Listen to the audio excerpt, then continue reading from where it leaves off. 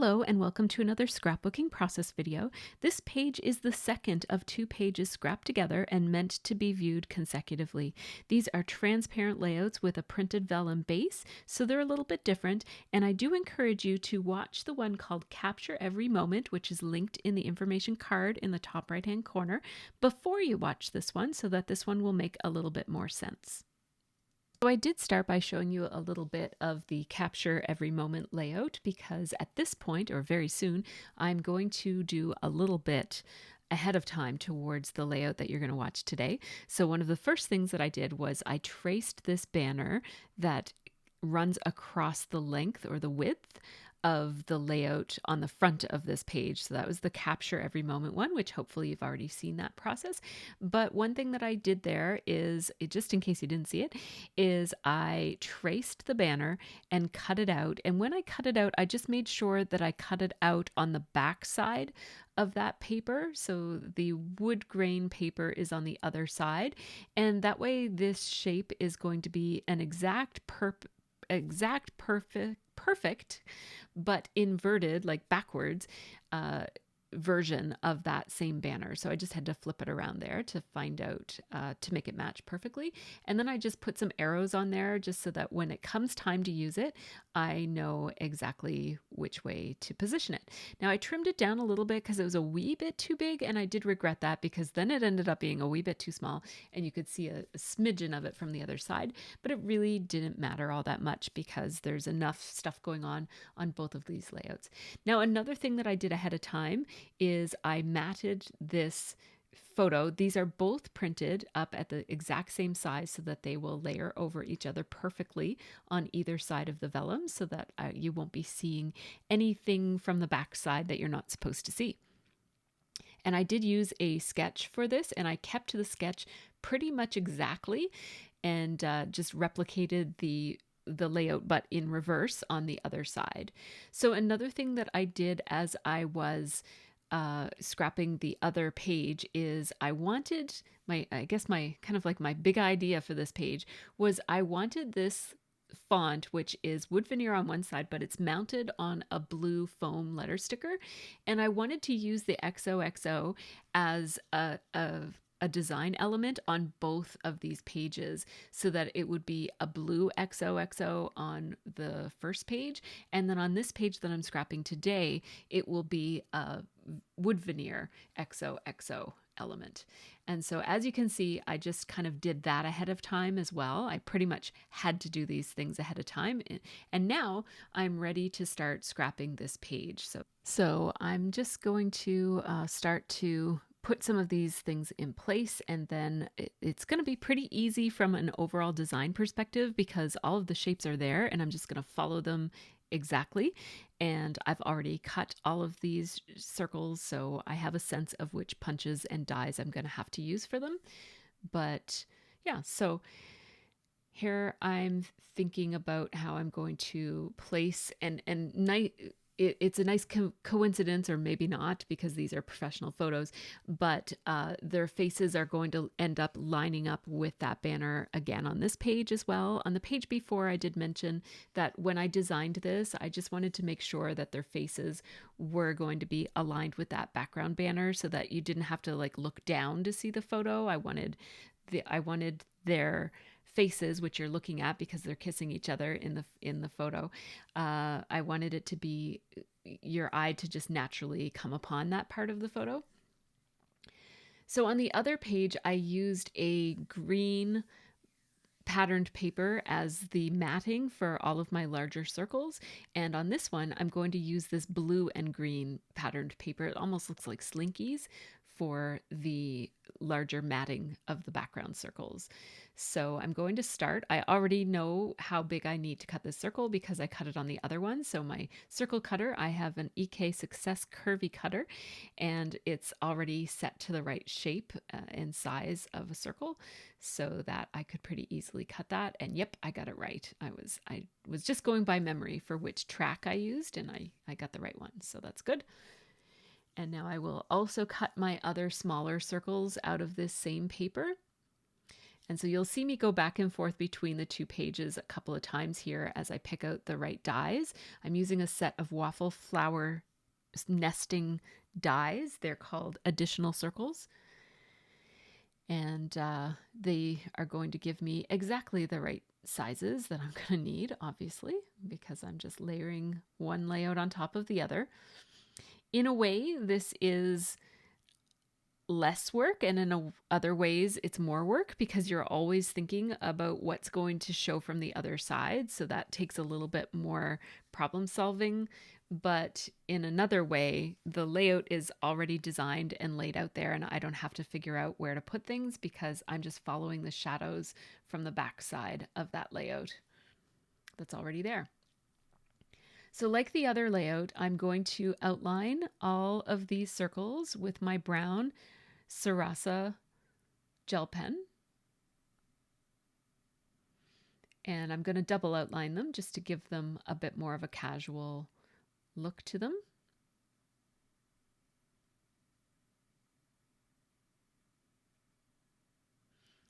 And I am using my wrist. I often say when you're outlining, it's a good idea to hold your wrist still in one position and move your arm.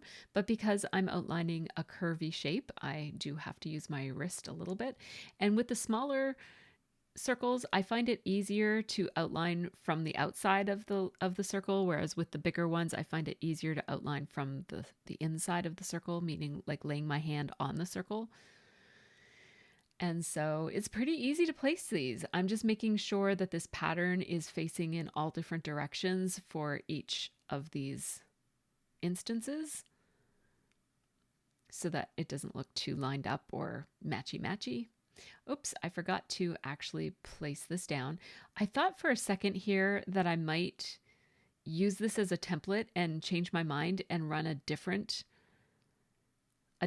pattern. Like I'm thinking maybe these stripes and including some of the brown, some of the green, and some of the blue.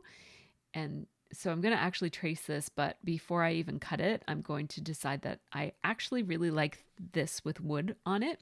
It really matches with the theme of the wedding. They went to 2 different vineyards and there was lots of kind of barrels of wine and that sort of thing. So I decided to go with the same pattern of, it's like a washed patterned wood veneer kind of paper.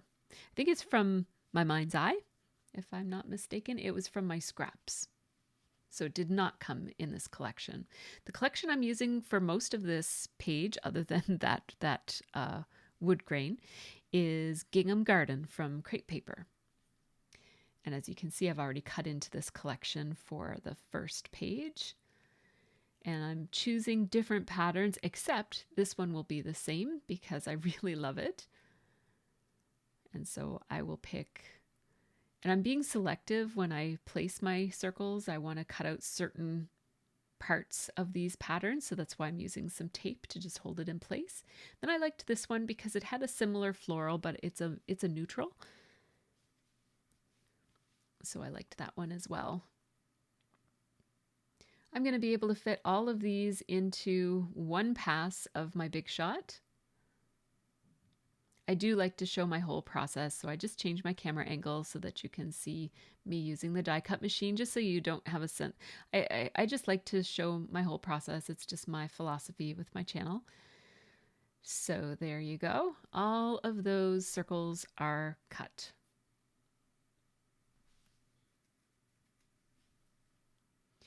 Now, of course, I'm going to have to outline the patterns like I outlined the matting. So the reason I do outlining often is to pull a bunch of patterns that might look different from each other. When you outline them in the same outlining, it just makes them look more coordinated and like they belong together. But it's also a really good way to differentiate between papers that might be too similar to one another as well. So you really differentiate that there's 2 different patterns here when you outline them, especially when I'm matting a pattern paper on another pattern paper.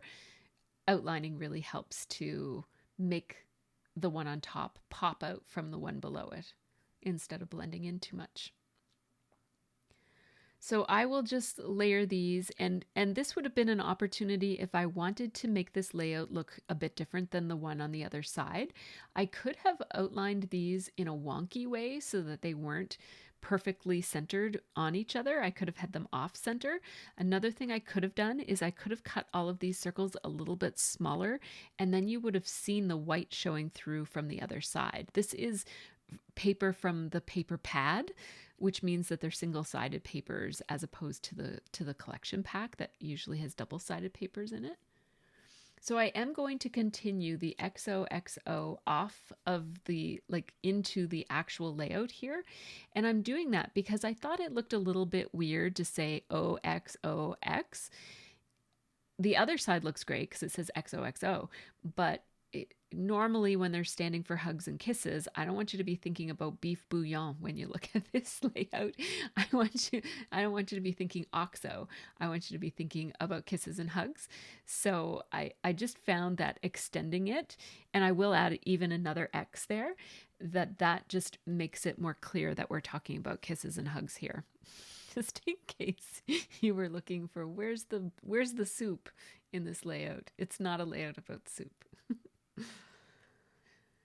So I will just obviously lay these circles down where the other ones are. I used dies for the bigger ones, and then because I have a variety of circle punches, I'm just using circle punches for the other ones. And I'm just choosing from the same patterns I've already used elsewhere on the page and just trying to make it look varied so that I don't have too much of the same color in any one cluster or two of the same pattern in any one cluster either. And there's this stripy paper in this collection pack, which is a really great way to get solids. And so I'll punch a couple of solids out of the stripy paper. Oh, and I also wanted to make sure I brought some of that light blue in as well. So I took small punches out of that. And I don't know which size punches I was using, but this one here is a We Are Memory Keepers handheld punch, and it punches the white one, the one with the white handles, punches exactly the same size as a page protector hole. And so that's the one I'm using for my smallest dots. I thought about using enamel dots for my smallest circles, but I didn't like the look of them. The enamel dots that come with this collection are actually not enamel dots. They're called enamel dots on the packaging, but they're actually epoxy stickers. So I don't love them. I will use them on this page because I have them, so I might as well use them, but I would not have bought them if I knew that they were epoxy stickers instead of enamel dots. And I'll have to just look more carefully when I buy things from now on because I didn't know that American Crafts was doing that. So we have more outlining happening.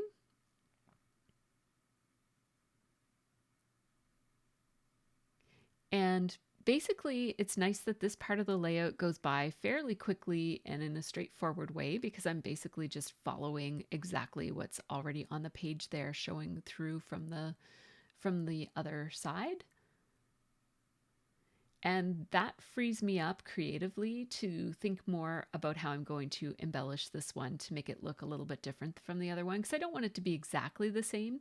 And that's part of the reason why I made the first page be a fairly clean and simple layout, and this one is quite a bit more embellished than the other page, just to, again, give it more of a sense of its own identity in my album. You're not going to see both pages at the same time because they're on the opposite sides of each other, so you will flip the page. Obviously, you're going to know that it's the same design, but I don't think it's going to look too repetitive in my album because your eye won't be taking them both in at the same time. I just wanted to check and make sure that this was going to look good here before I did it, because once you stick stickers onto a photo, it is hard to take them back off again without leaving residue. So I just used some wax paper there just to make sure that I liked how that looked, and I do. So I'll put that thicker set back. And those are the thickers that go with the Gingham Garden collection. They're called Terrace, and they're lovely. I just love how soft and pretty they are. And now I'm pulling from my Stampin' Up stamp set called Dainty Delight. And I have the stamps and I also have the dies. And I am thinking that those the dies. So some of the dies coordinate with the stamps, but there's also some standalone dies in there that just cut a really pretty vine with leaves on it. And I thought that that vine with leaves on it might look really good with that circle. And I wanted to make sure that I was embellishing with something that would look good if you could see it from the other side. So I wanted it to be a standalone shape, not a die cut stamp shape, because you wouldn't necessarily be able to identify what that was from the backside if I used one of the stamped shapes. I am going to stamp and cut those out and use those, but I will use those in places where you're not going to see it from the other side. So you'll see what I mean in a second here. I'm going to start by cutting these out of vellum. I just picked a couple of different colors of cardstock and vellum and stuff that I thought would go well with this collection. The vellum is just from Amazon. It's just really super thin vellum. It's actually not my favorite vellum, but I bought it before I realized how thin it was. So I have a lot of pages of it now, so I'm just using it. And this is very vanilla from Stampin' Up. I also have, I think it's called Blushing Bride, but I don't think I'm going to actually use that one, but I'll keep it because it works really well with this collection. So I left the scrap in with this collection pack. And then I also have some crumb cake. Oh, it looks like I'm going to cut another copy of this. And this time I'm going to go through a couple of times because that vellum is so thin that I probably need a shim with it in order to cut it out properly. So I didn't want to have to go looking for a shim. So what I did was I just cut it out multiple times. I ran it back and forth and back and forth. And then it came out much easier than it did the first time I cut it. And then I have this other second shape here, which is just a little flower. And I'm probably not going to use that, but I'm just cutting it out just in case. I thought since I have my dies out and my machine out, I might as well just make a bunch of shapes here. If they don't all make it onto this layout, I can just put them in with my scraps because these shapes look really good with the Gingham Garden collection. So if not on this layout, I might use them on another. So that brown cardstock there is Crumb Cake. It's basically Stampin' Up's version of Craft. It's a little bit less orangey than most crafts. So here's another piece of this very vanilla paper, and I am going to stamp from this stamp set. It's also the Dainty Delight stamp set. And this is a rubber stamp, which I don't use rubber stamps very often, but I really, really loved this stamp set, and it didn't come in photopolymer, so I bought the rubber, even though I don't typically use it. And I'm just stamping on this. You know, when you use a rubber stamp, you don't really need to put foam underneath of it because rubber stamp really, really good, and they're very firm. So you can put a lot of pressure on it and not have it smoosh out and become wider than it should be. Like when you stamp really hard with photopolymer stamps, sometimes the lines end up being wider than they're supposed to be.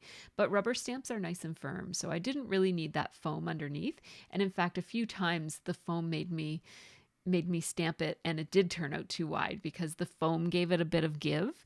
And so anyhow, I don't use those stamps very often, so I'm not too familiar with how they work, but I am now. I have a couple of sets. I probably have maybe 5 sets of these from Stampin' Up, the cling mount ones. And I'm just going to cut these shapes that I stamped out with the coordinating dies that go along with them using some washi tape I'm just using the same washi tape that I used before for running those dies, and like the circle dies and the vine dies that I've already cut. I just reuse the same washi over and over again for a project. And the magnet isn't really holding those dies in place, but that's okay. I put that magnet in that DVD case to hold them in place, but it's not really working. So cut another one there. And I don't know exactly how many of these I'll be using, but I'm just cutting a bunch of them. I'll go back and I end up cutting more vines because I'm going to need more of those. It's a nice set. I really like it. I don't buy a whole lot of Stampin' Up stamps, but I love their inks and papers, and I love their embellishments too. So I'm just checking to see how this is going to look from the other side. And so I'm going to try to I suspect that this will look okay from the other side, these pieces, but that stamp is not going to look great if you can see it from the other side. So I'm choosing this one because I can place it there and still have it be mostly covered by the banner and the circle that's there. I'm going to trim this one down a little bit to make it smaller so that it mostly fits on that circle. Again, if this wasn't vellum, I wouldn't have minded it extending out onto the background, but because of the vellum, it's a little bit trickier to place my embellishments. And I don't mind if there's a little bit here or there. And if I pop it up with pop dots, then even less of it will show from the other side. I'm choosing some inks here to coordinate with this collection. The ones I chose were Soft Succulent, which is an in color from 2021-22, and Balmy Blue, which is a normal color, Blushing Bride, and Pale Papaya, which is from that same set of in colors. But I think I'm just going to not use the Balmy Blue and just use these three instead. Now what I'm doing here is I have an ink block that I'm using as a palette. I just put a piece of white paper underneath of it so I can see my colors. And I'm doing something that, so I'm going to explain it, even though I wouldn't necessarily recommend that you do it this way. So I have these Stampin' Up ink blending pens. They're just called blender pens. They came in sets of 2. I don't even know if you can still buy them. Let me know in the comments below if you can still get blending pens from Stampin' Up. But mine are actually all dry, but I'm using them anyways. Basically, I want to use these colors, but I know that if I colored on these stamped images with these markers, it would be way too dark. That's not the look I'm going for. So I'm putting the ink on the block, and then I'm picking it up with this pen, which normally would have blending fluid in it, and it would dilute the colors. But mine are pretty dried up. And so it's still diluting the colors, but it's not as liquidy as I would really want it to be. So what I'm going to do is I've colored in all of the leaves, and I haven't really discovered just how dried out my pens are yet. I just know that they're not working the way that I was expecting them to work, but I'm going ahead and I'm persisting. And so as you can see, I'm just adding, and the first couple of strokes that you do, it's the darkest. So I'm making sure that my first couple of strokes are in the centers of these flowers or on the bases of these flowers. And then the more I color, the weaker the color gets. So then I'm continuing to color towards the outside edges of the leaves, of the petals, so that it will look kind of shaded. And then I went in with the actual marker itself in full concentration to color the very centers of those flowers. I really like how soft that looks, but at some point I'm going to realize that this blender pen is actually completely dry. And that's why it's not working exactly as I thought. It's taking a lot of work to blend these, basically. So at some point, you'll see me do it. I'm going to take my little water spray bottle that I keep beside me, and I'm going to add a tiny drop of water to my little palette there. It's a stamp block, and that will help make this process go a little bit better. But you know, it's going okay. Even with the dried out marker, it's still fine. So these blending pens, if you can still get them, and when they have the blending fluid in them, they just provide you a little bit of colorless blending medium to add to your markers, to basically water them down a little bit and make you better. Here's where I'm realizing, wait a minute, all of these markers are dry. I thought maybe I was holding the wrong one for a second, because I've got multiple. I've got 4 of them, as you can see. So I'm just going to put a little bit of water there. Now my brush is nice and soft, and I can actually color a lot more efficiently now. It basically has a bit of a watercolor look to it. Now, another product that I could have used to get the exact same look would be my Zig Clean Color Real Brush markers, because there are lots of very, very light colors in that, and that would have worked really well as well. And it might have been even a little bit faster, because I wouldn't have to worry about diluting it in the water and all that kind of thing, because those I have the full set of those, and there are lots of very, very, very light colors. But this is what I did because these products were handy and close and I didn't want to dig out my other marker set. But you could get this look with any number of things. You could even Copic color those or just color them quickly with colored pencils or whatever. You could even leave them blank.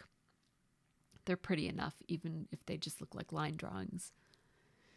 Now I am going to pop these up on my page. It will give a little bit of a gray shadow that they will cast. That I like that addition to my pages. And it also gives them a little bit more presence on the page when you pop it up a little bit. It takes a little bit of time to pop up something so intricate, but it's really worthwhile. I do have to cut down some of my dots and go into my stash of very tiny dots, but that's okay. The pop dots that I like the best are the Stampin' Up! Dimensionals, but there's a whole bunch of different options out there for brands, and just use what you have. I'm just checking to see if any of that is peeking through. A little tiny bit of it shows, but you can't even see it from the other side, so that's fine. And now with this one, this is the vine, the kind of the die that does not have a stamp that goes with it. And so it's like a self-contained die. And I'm just doing the same thing. I'm just using the green, which is called Soft Succulent. It's a little bit of a bluey green, and I'm just taking plenty of water to make it have a bit of a watercolored look to it. And I'm trying to make my initial strokes be on the branches so that the branches are a darker green and the leaves are just a little bit lighter. And I'm not being too precious with this, and so it's not going to look perfect. It doesn't have any kind of shading, like I'm not thinking about where the sun would be hitting it or where the highlight or the shading would be. I just want it to look mottled. Basically, I want it to look like it has a light wash of color over it that's imperfect. I'm erring on the side of the darker colors landing on the leaves, on the branches and stems, and trying to make it be lighter on the leaves, but that doesn't always happen, and that's okay. So now this is vanilla, which is like a cream colored on the other side, and it is a wash of green on that side. I'm using my Tombow Mono Multi adhesive to glue this down, and I'm only gluing it at the base. This is very strong adhesive, so even if it's only attached in one small place, it's not going to go anywhere. And I kind of like the way that it looks loose and almost like it's hanging there naturally. Obviously, once this is in a page protector and jammed in between other layouts, it's eventually going to lie flat, but I don't need it to lie flat right now, so I'm just leaving it. Now this I'm doing, but I'm not going to need it. So I'm using the marker itself, so full strength, but this is vellum and it doesn't hold the ink quite as well as paper. So the ink stays on the surface of vellum instead of soaking in. And so therefore the color is not going to be as vibrant. And I'm even taking a little bit of a baby wipe here to wipe off some of the color where it was staying pretty vibrant. And I'm going to lay that flat to dry and hope that it flattens out. And it does flatten out as it dries, but I'm not going to use it on this page. It was just looking a little bit too cluttered when I added it. So you'll see me come to that decision in a few minutes though. In the meantime, I'm going to take the second little flower that I colored. So I stamped a whole bunch, but I colored two. And I'm going to leave those other ones that I didn't color for another time. But this second one that I colored, it was actually, I think I cut it down so that it would fit on those circles there without extending too far to be seen from the other layout. It's still not dry, but it doesn't matter. It will eventually dry. It's obviously not able to evaporate with that block sitting on it. So it's going to take a while before that dries, but it will dry and it'll be flat when it does. So this is my thought. I'm taking breaks here and you'll have to bear with me as I come and go because my family was around and I was multitasking. But I came back and I'm thinking about how I'm going to be embellishing. This is actually the next day, and that vine that I colored on the vellum is completely dry, but again, you'll see me decide not to use it. So I have it there. And I was thinking I might use it behind this one or I might put it up with the other ones. And at this point, I'm thinking I want to put So I had already cut one of those vines out of craft, and off camera, I put it among the other vines that were color washed, where I'm pointing right now. So there's one that is color washed on the cream colored paper, and then there's one that has nothing on it and it's just craft. And I really like how those two look together, and I would like to cut a few more of those vines. So I'm going to do that. It's another day, so I'm wearing different clothes, and I'm just going to put these through. Just got out of the shower there, so I'm not looking so hot, but I'm scrapping up a storm. Back and forth and back and forth. I didn't have to do it that many times because this die cuts very well. Sometimes I just do that for good measure. So I don't want to lose any of those coordinating dies, so I just put that back in the DVD case that it goes in. Those stamps come in DVD cases, so that's nice to have them to store them in. And as you can see, I have another set of the cream colored die, of the cream colored vine, and another craft colored vine as well. So I'm going to recreate the color wash that I did on the other one. I'm recreating it in exactly the same way, even though I have other options. This one will match the best if I just do it exactly the same way. I'm using that same empty blending pen and some water, which is something I probably would have never thought to do, but now that I know that you can do this, I might actually do it again, like even without refilling the blending pens, and just use them as blending pens with water like this, because this is fine. As you can see, this isn't super technical. I'm just rubbing the color over the leaves.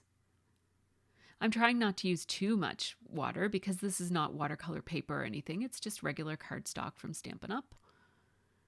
I need a little bit more of this, and these markers are double-sided. I'm just showing that there's two different sides. I'm going to add just a little bit more dark every here and there to make it look a little bit more random. And I just use that pen until it runs clear again, and then it's ready to be used again.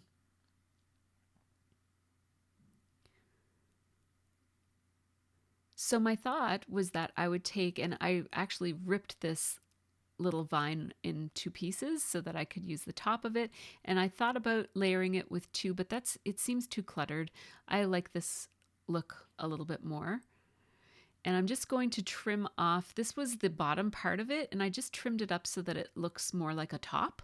It looked very obviously interrupted, like someone had cut it apart, so I just trimmed it up so that it looked more natural, like it might be a self-contained piece. And I'm going to layer these two like that. Take all those little backings off of those little tiny foam pieces. It's worth it. This embellishment looks so much nicer popped up than it would laying flat. So we'll put it like that. And I really like how that craft paper vine looks, really like it just enhances the look of that handmade die cut.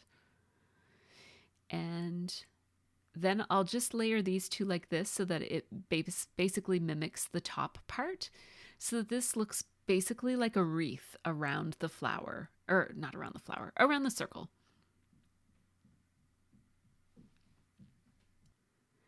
And again, I don't have to glue those down because I'm using Tombow Mono Multi adhesive. It's super strong, and just gluing it underneath of where the photo is enough for that to stay put. So now I have to think about my title. I feel like this is embellished enough for now, and I know that the title I want to use is Lovebirds, but I wasn't sure which font I wanted to use. So I grabbed my Razcog that holds all of my thickers, and I'm pulling out a whole bunch of different options here, and I will choose them once basically I like to do this. I like to narrow it down to a bunch of different options and then have a look at my layout and decide which ones I want. So Lovebirds is 2 words, and I would like these 2 words to be, the fonts for them to be different enough that they look, quite different from each other. So I really like that set of Pink Fresh chipboard letter stickers that are in my hand right now. They're from the Oh Joy collection, which is a Christmas collection, but they're lovely. They have a gold line in the middle of them, so they're like a turquoise color with a gold line. And I think that the gold line just makes them look a little bit fancier and appropriate for a wedding. So we'll do that for the word love. And then I would like the word birds to be perhaps cursive would be a nice contrast with the blocky letters of both the XOXO, but also the love. Oh, this one is very scripty and it's that orangey color. It's darker though than what I want. Now these I found in, see, it's scripty, but the letters that I would be using actually don't have any of those big loopy loops. And plus they would extend too far down onto the vellum and be difficult to mask on the other side. So I'm going to go with this letter sticker set. These are called Sunset. And boy, do I ever love these. I'm going to place these so that the A sender in the B for birds is going to land right between the O and the V in the word love so that I can have these two words nestled together, and the E is going to still fit before the descender of the D, or the ascender of the D. I really like to nest my words together in a title whenever possible. And the XOXOXO, it kind of blends into the background because it's so similar in color to the background. It's very, very light. And so I like how that ends up not being too distracting. My fear as I was scrapbooking this is that it would be too distracting. I pulled out the die cuts that go with this collection. They're really lovely die cuts. They're nice quality. They're a shiny, thick paper and just beautiful. And some of them have really intricate cuts and scoring on them. So my sister really loves birds. She's a bird enthusiast. She watches birds, feeds birds, and has lots of books about birds. So I thought that this Lovebirds title would be appropriate for her. It's also a beautiful outdoor photo. These chipboard letter stickers from Pink Fresh Studio are very, very old, and they've lost their adhesive backing on them. It's just completely dried out. So I'm going to use my Tombow Mono Multi adhesive to put those on. I might have done that anyways because chipboard letter stickers tend to release. Foam typically will stay put, but the chipboard ones usually need extra adhesive. So I'm going to put this bird in flight up here in the top corner, and yes, you'll see some of that from the other side, but it's okay. And I'll put this other bird stamp nestled down here with the flowers. And I'll put a couple of these epoxy stickers masquerading as enamel dots. I'll put them in 3 different places here, here, and here, just to provide a little bit of contrast and interrupting the lines of the outlining. And I'll put one up here, and then I decide I'll scatter a couple of them on this little assortment of embellishments just to accentuate the die cut stamped image that I have there. Thought about making the dot in the eye for birds be an enamel heart, but I changed my mind about that. I'll change my mind back and make it a star a little bit later. These little die cuts are perforated, so I pulled one apart, and I thought I might put it here. It had a little bit of the color from the ones beside it, so I trimmed that off so it was only pink, and I'm just marking which ones I've used here so that I don't go looking for them in the future. I repackage all of my die cuts into these bags when I'm keeping them in their collections. And then when I break it down and put them in my stash, I have little cases I put them in. I sort them by color, but I keep them in the collection for quite a while before I do that. Now, I think that this bird would look so cute there, but I don't have an opposite bird to put on the other side, and I just think it would look weird there otherwise. But I adore this bird. It's from the thicker shapes, which is called Happy Life. It's from the Gingham Garden collection. So I'm going to put it there, even though it overlaps the O a little bit. It's a nice flexible foam sticker, so it has some give to it, and it looks okay like that. I've decided I'll put that little pink label down in the lower left-hand corner by the bird stamp. That will hold my date eventually. I'm going to audition another couple of these, and I feel like now that I have that really beautiful bird on there, I don't like this bird at all anymore. It's a different style than that bird, even though they're both from the same collection, and it just, I don't like it as much. So I also don't like the bird up in the top left-hand corner, but he's gonna stay because I don't really have another option choice. So I'm playing around with some different ways to make this branch look like it belongs. And eventually I decide to make it look like it's kind of coming out from around where the wreath is. And then I just want to fill up some of this space. So I'm going to place some little stars from that same thicker set of, what's it called again? Happy Life from the Gingham Garden collection. I'm going to replace that dot in the word birds with a little star and place a couple more stars around the layout just for additional. I like the black outliney stars because they add a little bit of oomph to the page, high contrast. And yeah, I'll put this one down here just to repeat some of that. The foam leaves that are elsewhere on the page.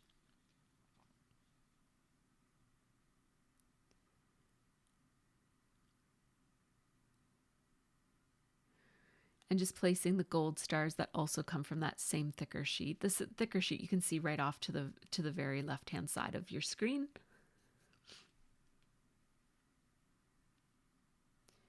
And I thought about putting these in a few different places, but I ended up deciding to keep them to the places that they are right now already. That would have looked fine right there. I might actually put one there after all.